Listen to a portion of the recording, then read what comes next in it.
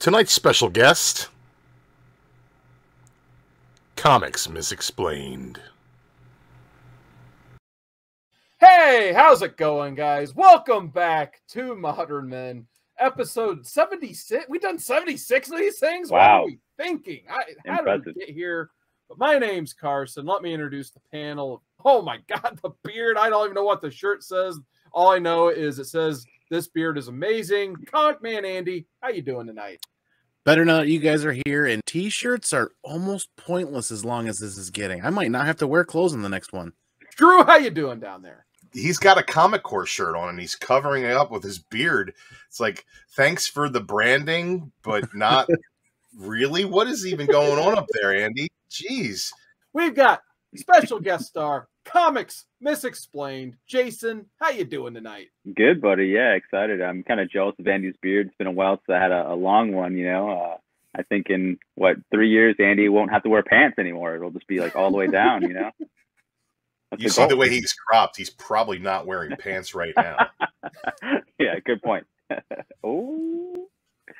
Yeah, my beard, I just gave up. Yeah, sad times, I know, but what isn't sad times is the book we read this week, because it was a lot of fun, and I think we're all going to have great things to say about it. And that's Hawkeye by Matt Fraction, and mostly David Aja on the art. 2012, I believe, is when this thing was published. If not, Drew's going to correct me somewhere down there below. But I've been lobbying to get this read on the show for quite a while, and I figured what better time to read Hawkeye than the Disney Plus show that is timely coming out. I wanted to read this book. I wanted to get hyped for the show by reading it and all that good stuff. But I want to go to Jason first. You immediately got in the chat. It's like, I need to be on that Hawkeye episode. So what made you want to be on this episode of Modern Men? For me, it's like the notoriety of this run is known in the comic world for being really good. It's something I've wanted to read for a long time, and I just never got the time to. And I, want to make it a point to read it before the show came out. I have to see the source material that the show is based on before it airs. And so, yeah, cutting it close. I think we have a couple weeks left. I got to issue 10 today. I wish I would have had more time before, but I think this is going to be my main reading for the next couple of weeks. Whenever I get a chance, is just to read more Hawkeye. Hopefully I can beat it before the show comes out. Excited. Yeah, I've been looking forward to this. So, thanks for having me. Andy, what were your first impressions checking out Hawkeye? Well, my first impressions were, I'm thankful that you guys brought this up and decided to do it sooner rather than later, because this isn't a title that I would typically grab. It's not a hero that I would typically dive into and read. This is pretty much my first step off into any Hawkeye read at all. So I was pretty excited to get into this. This was a really fun read. For me, the same way when this book originally came out, the reason I picked up issue 1 is it had an Adi Granov 1 in 25 variant covers. The shop I was frequenting at the time just had it for $2 more. So I'm like, that's a really cool cover. So I just picked it up as a cover buy. I actually read the thing and I'm like, holy crap. How could a Hawkeye comic be this good? Because I had never read the character either up to that point. My other previous experiences with him would have been during the Brian Bendis, David Finch Avengers Disassembled, where he pretty much just gets blown up within the first story arc of their major run that they had leading into New Avengers. Died a hero, damn it. Mouse, not like this.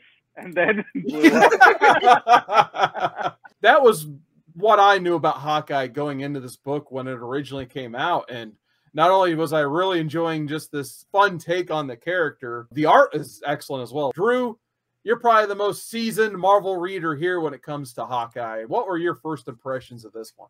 I love Hawkeye. I love Hawkeye in his solo Avengers series. I love Hawkeye in West Coast Avengers. I love Hawkeye as Ronin. Spoiler alert, Hawkeye is Ronin, at least originally. But I hadn't read this since it first came out, and this is one of my favorite issue number 1s of all time. What a fantastic series. The art is spectacular. The action is nonstop, but at the same time, I didn't find it to be putting too much slice of life in my superhero story. I found it to be putting the right amount of superhero in my slice of life comic, and I really, really enjoyed it. We actually had a pretty good streak of good issue 1s since Modern Men's came back, in my opinion. Last week, we had that great hook in Department of Truth. And in this one here, in my opinion, the perfect issue 1. Once again, this is like how you hook in a reader. Drew loves his C-list characters, as we know, and you take a C-list character and you kind of just put them in these fun situations that, you know, you kind of don't want to take too seriously.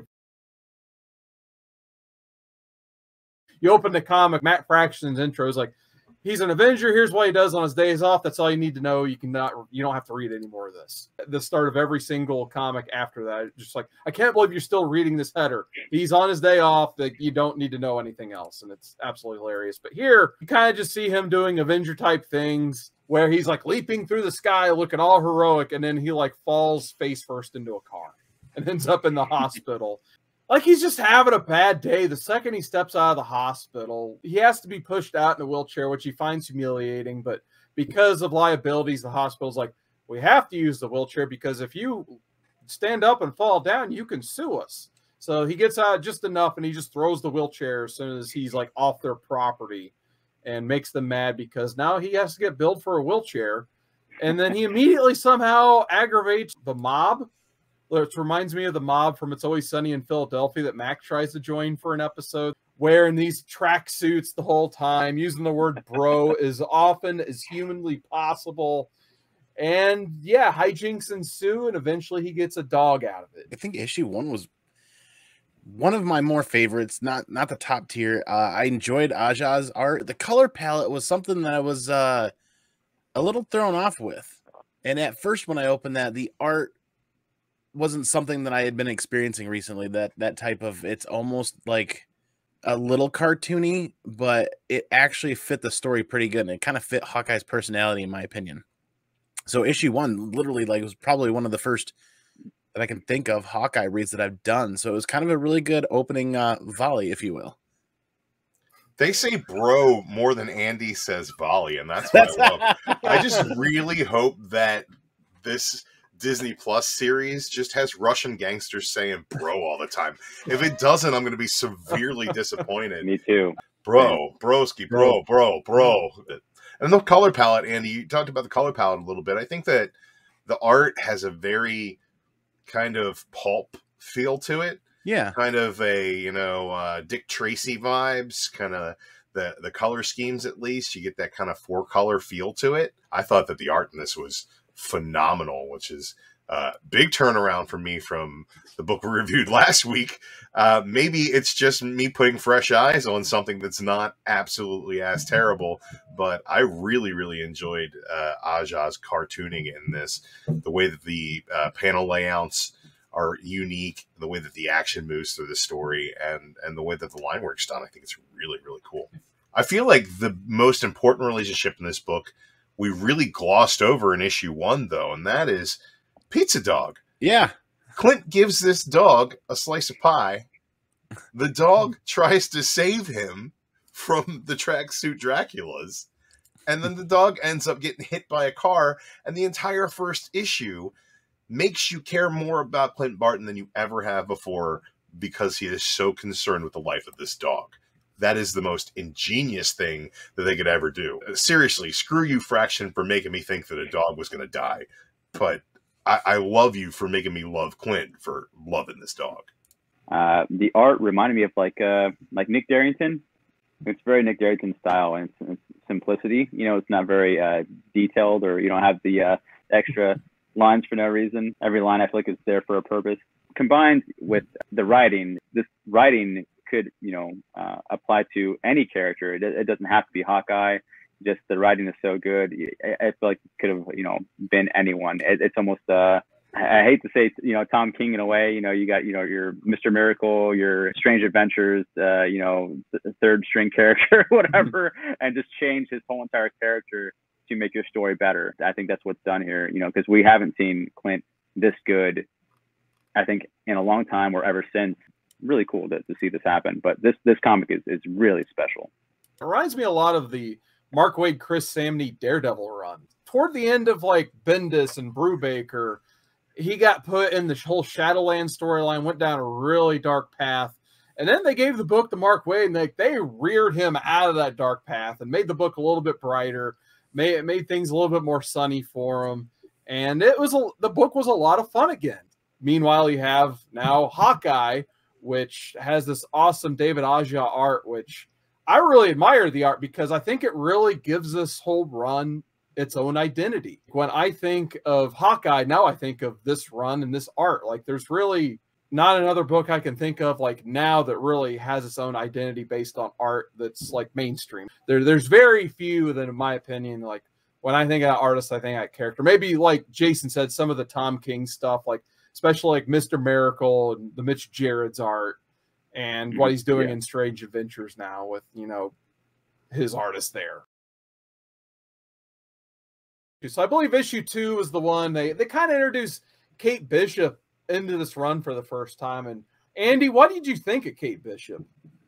I really honestly didn't know what to think. Like I said, my experience with Marvel in this chunk and section is really kind of a black hole. So we're stepping into areas where these are all new experiences for me.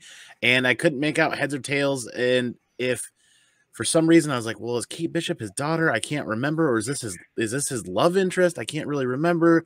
I actually had to go onto Marvel's website and read the history of Kate Bishop to actually help fill in a little bit of that for me, which was helpful. So what did I think of her? I really wanted more of her in this series, and hopefully going into volume 2 and volume 3, we get that. I think later in volume 2, you get like the ex-girlfriends of Clint Barton, and then you have to see like her have to interact with like Black Widow and Mockingbird and Spider-Woman and all of those characters. They're just like, why are you hanging around with this old guy? Like, aren't you a kid? And I just love how they tackle all these facts head on, because eventually Clint's like, we're not going to date. She's just like, good, you're old. And like they just don't even joke about it after a while. They're just like, no, we're not doing any of that. Well, yes. Damn right we're not. In the book, as you're reading this, you can't tell that there is a large age gap there. I really couldn't tell. Yeah, I think that's what they have to use a lot of the dialogue for, because he like, she's like, oh yeah, there you go, kid, and she's like, all right, old man, and like they're just the banter. Yeah, they have formed this happy trio where it's Kate, Clint, and Pizza Dog. I mean, that's what else do you need? See, I love Kate in this run. I think you guys are missing all of the little subtle drops of will they, won't they that they sprinkle into this book. This is totally a mentor-mentee relationship. Platonic, but there are glimpses. A lot of teasing.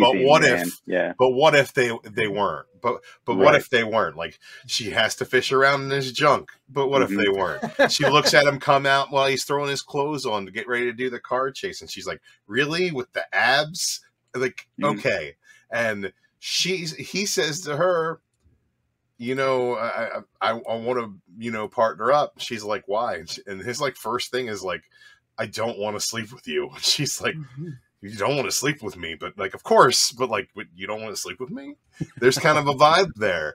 They definitely have a vibe, but that's because they're very similar as characters, and that's what makes them so great when they bounce off of each other. They're in sync. They work well together in all their crime-stopping shenanigans, and they work well together when they're just chilling over coffee. So, it's kind of a really cool relationship with Kate. There is way more will they, won't they than I thought there would be.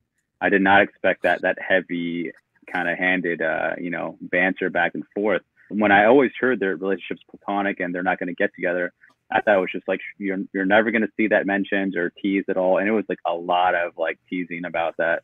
She's great. You know, I think Clint refers to her as, wow, she's perfect all the time. He's just, you know, kind of just so impressed by her in all ways.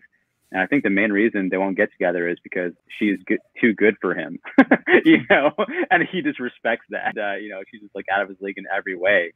Mockingbird was out of his league in every way too. So true. Yeah, you never know until, you know, a writer makes it where it's not out of the league. Yeah, I love the way this book starts off too, because issue 2, it's just him reading the newspaper, but they inserted like the newspaper headline just says like everything is terrible or something like that. And that's how the book starts. And somehow Clint uses clues from like what's going on in the newspaper and the sightings in the neighborhood to figure out that like there's this fancy circus in town and they're going to get all the baddies on a boat and they're going to rob all the bad guys and be bad guys themselves. And then Clint's like, well, we better go stop the bad guys from robbing the bad guys so we can rob them. And Kate's like, why did you bring me on this trip? And he's just, of course, like, well, you're rich. You know people here. You can get us onto this boat, first of all, so we can start the mission, basically. And Andy, did you like the boat mission of this run? I liked the fact that the issue 1 and issue 2 and issue 3 kind of felt independent little jaunts, right? Like you get this little James Bondy espionage feel. Espionage? That's my R&B name. How'd you know? Hashtag espionage. I enjoyed it. It wasn't my favorite, but it was fun. I absolutely love this issue. I love the purple black theming that goes through most of the coloring. It's a callback to Clint's origin, being trained by the swordsman and a sharpshooter from the circus. That all comes together really well. You see a lot of bad guys. I love the way that they're all portrayed. It's just a really cool opportunity to see Kate kind of upstage Clint in every facet of what they're doing. It's awesome. So it was a good way to get Kate introduced into, you know, what value does she bring to the book? And she brings a good chunk of the value, of course. But Jason, what did you think of issue 2? It's great narrative, writing wise, where it's like you're seeing what Clint is hearing in their own word bubbles. So it's like maybe some Russian, maybe some French, you know, I'm not quite sure, you know. Issue 2, you know, they do some really interesting things with timing. There's like one frame in particular where Kate is talking. She says, you know, something to Clint, but in that moment of time, you see her face pronouncing every syllable of those words. And there's like 10 little frames of her mouth like moving. She says, well, that's cool. And in that time, he shoots like 3 arrows. Very stylistic and very nice. That was very European comics, I feel. And this comic really feels like a European comic to me, and stylistically. Matt Fraction as well is a great writer and a connoisseur, and I think he is into those things as well, and I think was inspired and wanted to put those into American Marvel comics. All this stuff is very intentional in its delivery, and it's well worth the price of admission. I think there's a lot of Americana in this comic as well. There's a lot of ingredients in the soup, but the soup tastes good.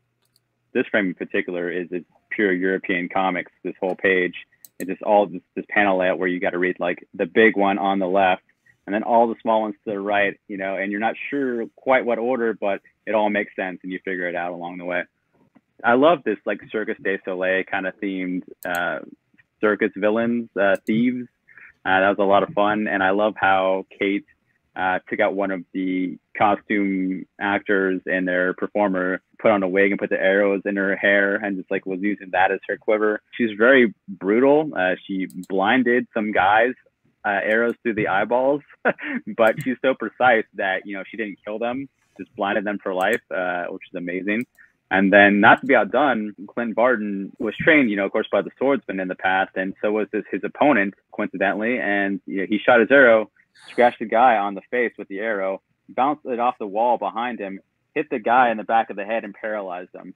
So it's like, not to be outdone, you're good, you blind him for life, but, you know, I paralyzed the guy as well. You know, we're both on the same page of being way brutal, more than we should be. But, like, towards the end of it, Kingpin's like, well, Hawkeye stole all our money. Let's go get him.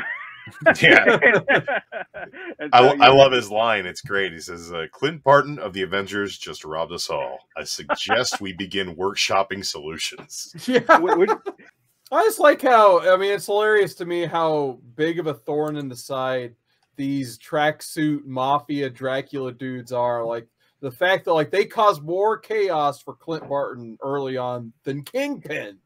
The whole reason they call him Tracksuit Dracula is like the guy's the landlord and he's just leeching off of everyone and charge them triple rent to get them out of the building. He doesn't want any more tenants, but you know, Clint doesn't know that, and he's doing it for a reason because he apparently sold the building to a buyer and he just wants all the tenants out. The whole run basically is built on that idea that this building and these people in this community are actually important to him in a way that, you know, you don't see in normal superhero comics. Spider-Man cares about Aunt May, but you don't get to see all the interactions he has with, you know, his next door neighbor and all that stuff. So amongst the word bro, the Disney Plus series also has to have some guy, probably played by Brian Posehn, calling him Hawkeye. Yes. I love that. Yes, please. So issue 3 starts off with, I believe it's like 9 bad decisions Clint Barton made in a day. So it goes through the comic and it counts down the 9 bad decisions. And I don't remember what they all or what the order was, but basically it comes down to him starting his day by sorting his trick arrows after prolonging the whole thing. And you, over the course of the 22 or 23 pages, you see him use like all these stupid arrows to shoot people, and it's absolutely hilarious. But the other fun decision he does, he meets the redheaded Russian bride, or whoever this character turns out to be. She has a really nice car from 1970 that immediately catches Clint's eye, and he wants to buy it and she wants to sell it, and then somehow they end up sleeping together in the middle of all of this. The favorite part of maybe the whole run is the Russians show up, of course, again, start kicking down doors, firing bullets. He has to leap across the bed, and then the little center of his junk is just a picture of himself, like the classic Hawkeye with like the purple eared costume and everything. My absolute favorite part. It's the best panel. The dialogue or the thought balloon is, scratch that, no good news, everything sucks. Yeah, that's right. So eventually, that's when I think you get the scene, like Kate has to show up. She gets to drive the car, and she's like, oh, really? You're showing me the abs. All right. This might have been the most fun of the 6 issues, we read for this. Andy, what did you think of issue 3? Now, this was my favorite issue out of all of them. Pizza Dog, man. Issue 1 was going to be my pick until all of a sudden I get into this, and then you get to see the snippets, the little clips from page to page of the different arrows that he's using. I'm like, this is actually kind of cool. A little cheesy on some of these things, but actually really freaking cool. And the car chase, so dope. I like that a lot of the drivers of the minis are wearing like the old school style 60s or 70s white helmets. They do a really fantastic job displaying action, using art to show the action of the car screeching and the car crashes. And I absolutely love the total nonchalantness of, oh, check out this chick, check out this car. I've got all the money in the world. Let me have your car. And then she's just like, sure. Oh, while we're at it, let's sleep together. This issue totally drew me in. With issue 1 was really kind of my introduction to Hawkeye, and then issue 2 is kind of my introduction to Kate Bishop. Then this was my introduction to them as a team, having a ton of fun with Matt Fraction just freaking killing it, man, on the writing. I love this book. I'm not sure if it's the name of the car or the name of the woman, but the name of the issue is Cherry. Either way, it works. Red head, red car. Clint fighting naked is awesome. He calls Kate, and she's like, why in the hell do you have a phone with a cord on the wall? Yeah. She's driving this dope Volkswagen Bug. It's purple. Yeah. Everything matches. She's, got the shades and the headband. Pizza Dog hanging out while they're bantering on the phone, and he's trying to explain to her how important the situation is. Her throwing shade at the woman in the back seat. The car chase is phenomenal. All the arrows that you pointed out are great. The fact that he doesn't know which ones he's using because he didn't end up getting tape because he just ended up getting laid instead. It's just a fantastic book with fantastic characters. The art and the action are fantastic. I say fantastic because that's probably going to be the word of the week this week. That's my volley. I did enjoy the part where he shot the putty arrow and he popped himself. Like he goes out the window, he's like, yeah, putty arrow, I got him with it. Yeah. This guy's just covered in crap. Issue 3 had the great car chase scene with it's like Italian Job kind of style. They have like the Mini Coopers. They're all like numbered. They all have like helmets on. I really like how she's just giving him shit over all these different arrows. They're mixed up. They're not labeled. The one she gives him biggest gripe over before was the boomerang arrow. It's like, what's that for? And of course, that's the saving grace at the end. It's just great writing. The action sequences are amazing. This issue's so fun. It's a fast read, but it's so fun. Love it. Yeah, and then we transition to, it's kind of like these next 2 issues just go together as one bigger story. It's issues 4 and 5, the tape. And we actually get a different artist. So I believe it's Javier Polito, if I remember correctly, does the art in the next 2. And I was just a bit put off by the art in these next 2 issues. I got to be honest. When you get those first 3 issues, especially for me, since I read them all when they came out the first time, and that's how I remember this whole run is the David Aja art. So going back to issue 4 and 5, no offense to the artist here, it just didn't feel like the same book. When everyone has like pug eyes, yeah, it's very off-putting. It's kind of Steve Buscemi eyes. Yeah. The art is different. For me, it didn't take me that much out of it, just because the writing's so good. I let it slide, because I was having so much fun. The line work's just a little bit more haphazard, a little less deliberate. But I also really dug how this also reads like an old pulp style spy story. And, I know the art might not be for everybody, but it's definitely a whole lot better looking than Department of Truth. I do want to say about this art, these 2 are my favorite panels of that is the casino on the outside and the floor layout of the carpet. You see the carpet layout and the tables and stuff. And I really love that panel. Even the above, the cars and in the background, the lighting on there. The colors and the signs. Great page. Yeah, Great page. I love the way that everything is well balanced on that page. You got all the colors and the neon signs behind them. You got all of the speech bubbles pop along the taxis, and then you get that beautiful overlay of the casino floor. I love that. Yeah, I definitely do enjoy the story overall. And this basically the story is there's been a tape that was created, and it depicts Clint Barton assassinating a major political figure, more or less on behalf of the U.S. If this tape leaks out, it's going to make, obviously, him look terrible because he killed a guy on camera. It's going to make the USA look really bad in the eyes of everybody. Not to mention, he represents the Avengers, Shield, all of that. So basically, Maria Hill and Cap pick up Clint. They just completely kidnap him from what he's doing, basically. And they're just like, you need to go to Madripoor and get this tape because it's going to look real bad for everybody. And Kate's like, all right, I'll go with you. And he's like, no, you're not going. He gets the fabled Shield Amex Black card that has no spending limit, which is a big story point in this. I love how as soon as he gets to Madripoor, it's just like Charles Bronson in a Death Wish movie. He immediately just gets pickpocketed. Everything's just terrible. But what does he do? He doesn't give up. He starts being a cab driver after the one cab driver gets hustled, just so he can make some money to continue his adventure in Madripoor. The only other thing he has is his passport, and eventually that gets taken too by the people who kidnap him. And then he ends up with this whole thing with Madame Mask. She wants that tape. She has to dig deep into the crevices of Hawkeye's crotch area to find this card. And she eventually uses that card to win the tape for $1 billion. I love that panel where it's like, you're like, where's that? Just the angle. It's like, it's in his pants. He's got the little smirk on his face. And then it gets even better when you find out who Madame Mask really is. It was Kate the whole time masquerading as Mask. So it means Kate had to dig around in his junk to find this card. I think the more that I revisit this story right now, the more I'm in love with the art in this book. The 12-panel layout where all the villains are bidding is just absolutely perfect. And that panel where you finally get the reveal and she's got like all of her pieces of subterfuge or like pouring out of her purse on the bed. Madame Mask is tied up in the background. It's just really well depicted. I love it. Hilarious. And it is fun to have this different art because it's a 2-issue storyline. It's such a great 2-issue thing. It's a great short story.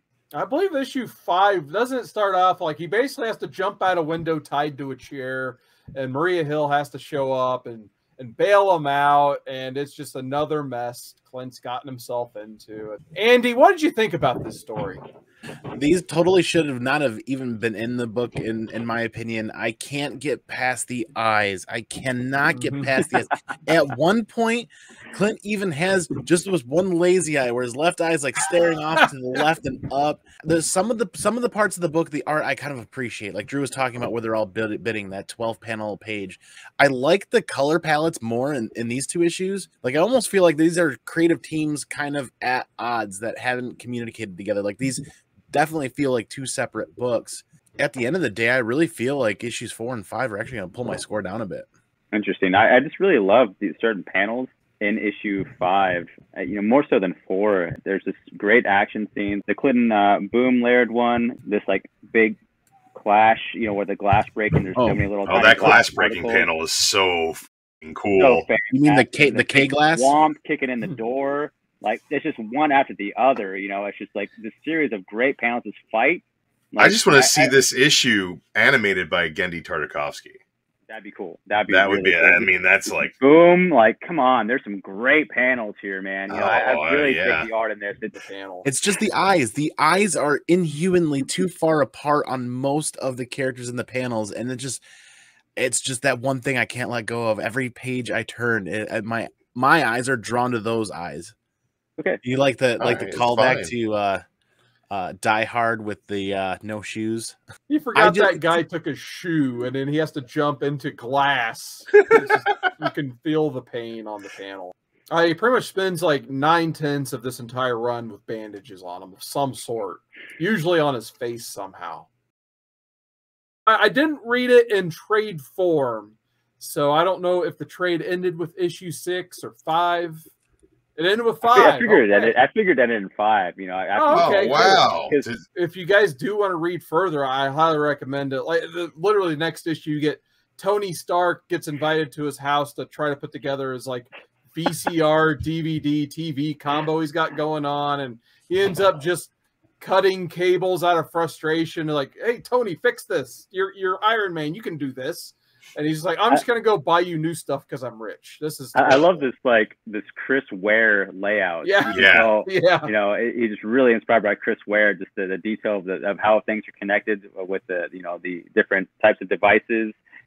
And like we've referenced, you also get the issues. There's like a 2-issue arc where you get to see like the ex-girlfriends of Clint Barton, and then you eventually get my favorite issue of the run, the Pizza Dog individual issue that I think was written by Wolf and Wolf, according to the front cover. So it's 22 issues, and I believe an annual. Highly recommend. If you enjoyed the first trade, just get them read. They're all good. We'll go ahead and go around the horn on scores. Andy, as usual, we're going to start with you. I really enjoyed issues 1 through 3, and 3 was definitely a high point for me. I really kind of wish issues 4 and 5 would have been a continuation of what was happening in 3, where the girl he slept with in the car chase had something to do with the video that got leaked, and then it could have trailed into that. And I wish the same creative team could have kept running with that. And then the trade ends at issue 5. So I didn't even get to read issue 6. There was a different issue snuck in there from Young Avengers, if I remember correctly. And at the end of the day, I just couldn't cope with the eyes, the way they were done in issues 4 and 5. I mean, I really want to see more from this, and I really want to dip further into Clint Barker and Hawkeye and Kate Bishop, and had a lot of fun with this. I think I'm landing at a 9.2, honestly. An excellent score. What about you, Drew? You know what an excellent score is, Carson? An excellent score is a gem mint 10.0. Perfect score. This is not it as a 9.9. It is the ever elusive 9.9. Is it better than a 9.8? Yes, it is. Is it a 10? No, nothing's perfect except for very few things. This is from a great era in comics. This is from the era that brought me back into comics. You're like, there's not a lot of creative teams like that work that well. We're talking about the era of Fraction and Aja, but we're also talking about the era of Wade and Sam Neill on Daredevil. We're talking about the era of Aaron and Asad Ribic on Thor, God of Thunder. We're talking about the era of Jonathan Hickman on Avengers. We're talking about the era of Brian Michael Bendis on Everything X-Men. So many great stories and combinations of people that this era of Marvel, the Marvel Now era of comics, is what really reinvigorated my love for comics, for collecting on a weekly basis, for following as many stories as I could, eating up as much content as they would give me. This sits at the top of the heap of that stuff. It's really, really great. Like I keep saying, a slice of life comic with enough superhero stuff tossed in to keep it spicy. The character work is fantastic. The art kept me enthralled the entire time. You talked about the intro pages, Carson. I would also like to throw some love at the letters pages. If you're reading this in single issues, the letters pages were fantastic. Pizza Dog's great. Kate is fantastic. Clint is epic in this. He's everybody's favorite everyman while being a great hero. The colorful characters along the sides are great as well. Fantastic villains. This is a 9.9 for me. I love this. Yeah, Drew brings up a good point. No comic is perfect, I guess. And I'm trying to think of just all my favorite comics that I've read in the past, and how I would rate them. I never really thought about grading them on the CGC scale, the 9.8, 9.6, 9.4, whatever, 10, 9.9, 10. And the best I've read, I've always probably been like a 9.8, maybe a 9.9, a max. And I think I want to give this a 9.9, but I'd probably give it maybe a 9.8 or a 9.6. And it's just so fun. The writing's so great, and I like the different art directions, the stylistic, choices. I think I'm going to give it a 9.8 because I am kind of addicted to this series. I want to finish it. It's so intriguing. I'm interested in finding out what happens, and I would even enjoy a reread, because I had so much fun. It is not my art of choice either by Aja. It's a Nick Darrington kind of simplistic style, but this gets the job done, and it does very interesting panel layouts, very great play with time, the way that the eye follows the page. It is comics. It is great for the form and function of it, for the story. It just really nailed that to make it push up to the extra level. Yes, I'm going to give it a 9.8, and I don't even know what I would give a 9.9, honestly. So it is just one of my highest recommends. I think I'm going to fall probably at a 9.6 myself. I've preached this book for quite a while on various platforms. I've always enjoyed this book. I think it's everything a comic should really strive to be from like a Marvel or DC. You kind of select that not A-list character that, you wouldn't have a book on the shelf always for. And you just decide like you're going to tell an unconventional story. Let's add a little bit of comedy in there. Let's have him live in an apartment building in New York where he's interacting with, average Joes. Give him a disabled dog that he helps save. Have him fight Russian gangsters that are just, they suck. They say bro a lot. You want to see him get putty arrowed. Let's have some fun with it. Let's select an artist who has the chops, like he did the Iron Fist run with Fraction and Ed Brubaker. Almost a completely different style than this, but it's the same artist. Like he really challenged himself and came up with some different ways to, display his storytelling, which I really admire out of it. But he gives this book its identity, and I really like that identity. So I'm going to stick with the 9.6 on this one. I highly recommend a full read run if those have time out there. My question before we sign off, we got to talk about the TV show a little bit. Obviously, it's going to hit Disney Plus November 2021. What is one thing you guys want to see extracted from this read into the comic? Like, what's something we need to see? I would love to see an episode that is just Pizza Dog vision. Such a great idea, seeing a story interpreted from the dog's eye, the dog's POV, and that would be so fun. Just one episode, half an hour, maybe 40 minutes, whatever, however long they decide to be. That'd be a lot of fun. Maybe somewhere in the middle as a little lightener. We need Russian gangsters that say bro. If we don't have those, bro, what are we going to do without those bros, bro? Like, we're going to need those bros. We need him to be called Hawkeye by his neighbors. It's going to be interesting to see what they lift out of this and what they don't, because the MCU Clint Barton is very, very different from the 616 Clint Barton in a lot of ways. Yeah, are we going to kill off his wife and kids again? They just died off.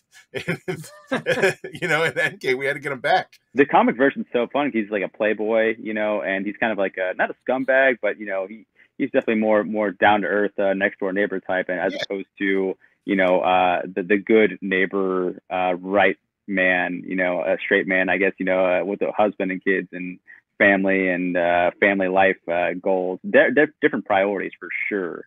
Right. So I'm interested at what they're going to do with that. Well, in the 616, he's, the perfect Marvel formula of bad guy turned good. He's not really quite a bad guy. He gets a bad rap. People always say he started as a villain, but he was just wearing a costume, and it was a mistaken identity that he was a villain when he was just in a wrong place, wrong time.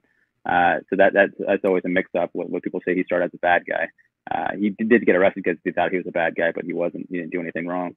He does give off fuckboy energy, though. So, you know, Sure. he's got... I want to see exactly what Drew was talking about, the differences between the MCU Hawkeye and the 616 Hawkeye. I want to see the 616 Hawkeye in here, the nitty-gritty, the human being down there, the nonchalantness with sleeping with some girl and buying her car just moments before that, going into a car chase. I want to see some nitty-gritty Hawkeye 616 is what I want to see. I wish we could see that Hawkeye. But I don't think we are. You know, we're just going to see the classic family man Clint Barton. It's going to be a Christmas show, but you know, at least we have Kate there, and she's going to be a cool understudy, a cool new character to follow, and I have high expectations for her. I think I'm going to like that character a lot. Live action. Great casting.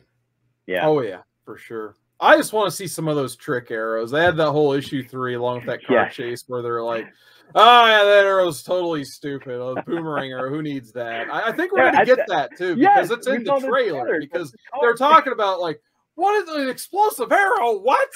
One of my favorite, I think it was a Justice League Unlimited episode with Green Arrow. It's like the first episode of the Unlimited Arrow. They had Green Arrow on there, like Green Arrow. This is a Hawkeye show, Carson. Don't be talking about DC Comics.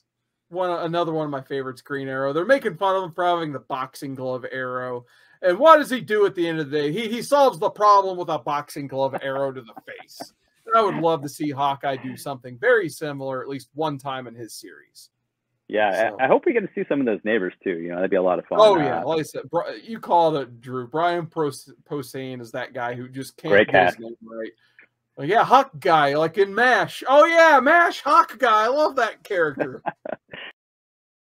Jason, where can people find you? Yeah, you can find me on Comicsmisexplained. I kind of got sidetracked. I signed this one contract to this app that's only for iPhones called Famera. It's like camera, but with an F in the front. So Famera. Download that for free. The code to get in is Amethyst Goat. So if you're curious about Famera, it's a fun little live stream app. And they have very exclusive shows. It's a lot of fun. You can choose different arenas, different theming things, and it's quite silly. It's all ages friendly. It's a fun little time. So check out Famera, and you'll see me. You guys can find me here Monday nights on Modern Men, reading some fantastic reads. You guys can find me on my own channel on YouTube at ComicManAndy. You can find me on Instagram. You can find me on TikTok now, surprisingly, ComicManAndy. And then you guys can also find me on the Whatnot app, throwing some books every now and again. What about DruManchu, baby? You can find me here on the Comic Core, reviewing books for modern men. That's my #1 priority, folks. It's reviewing these books for you with my friends. But beyond that, I'm on the TikToks. You can search DruManchu on the TikToks and find me. I think I got shadow banned on my She-Hulk comic haul video.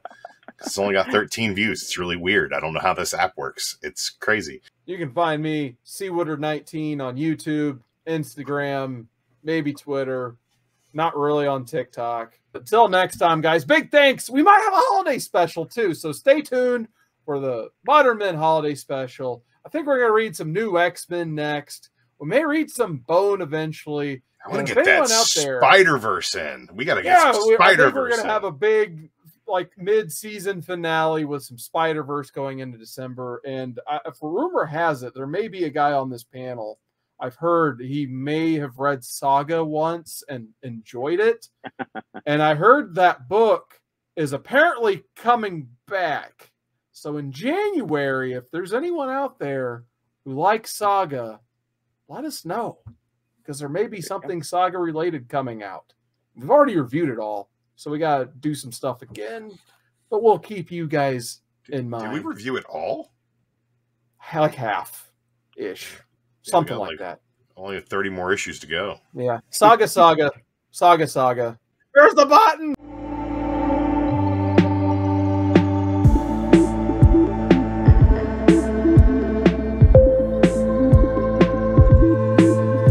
And Andy don't like the art in this one.